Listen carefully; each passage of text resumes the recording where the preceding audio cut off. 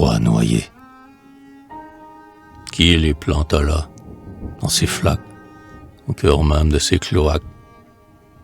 Aucun ne le sait, mais on croit au surnaturel de l'endroit. Narguant les ans et les tonnerres, les trois grands arbres centenaires croissent au plus creux du pays, où si redouté écueil. À leur groupe un effroi s'attache. Nul n'oserait brandir sa hache contre l'un de ces trois noyés qu'on appelle les trois sorciers. Car si le hasard les rassemble, il fait aussi qu'ils se ressemblent. Ils sont d'aspect énorme et rond, jumeaux de la tête et du tronc. Ils ont la même étrange mousse, et le même gui monstre y pousse. Ils sont également tordus, bossués, ridés et fendus. Et, de tout point, jusqu'au gris marbre de leur écorce, les trois arbres, pour les yeux forment en effet un trio sinistre parfait. Par le glacé de leur ombrage, ils rendent à ce marécage l'humidité qui vont pompant les leurs grandes racines serpents.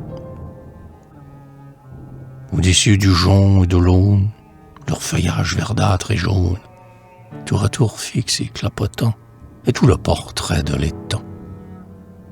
On ne voit que le noir plumage du seul corbeau dans leur branchage.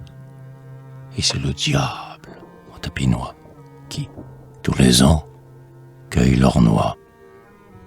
On dit qu'ils ont les facultés, les façons de l'humanité, qu'ils parlent entre eux, se déplacent, qu'ils se rapprochent, s'entrelacent. On ajoute, même tout bas, qu'on les a vus du même pas, cheminer roides, côte à côte, dressant loin leur taille haute. Et l'on prétend que leurs crevasses, autant d'âpres gueules vivaces, ont fait plus d'un repas hideux, des pâtres égarés près d'eux. Enfin, tous trois ont leur chouette, qui, le jour, n'étant pas muette, pose des plantes de damnés, dès que le ciel s'est charbonné. Et chacune prédit un sort.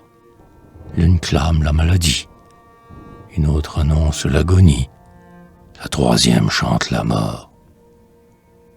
C'est pourquoi, funeste et sacrée, l'horreur épaissit désormais leur solitude.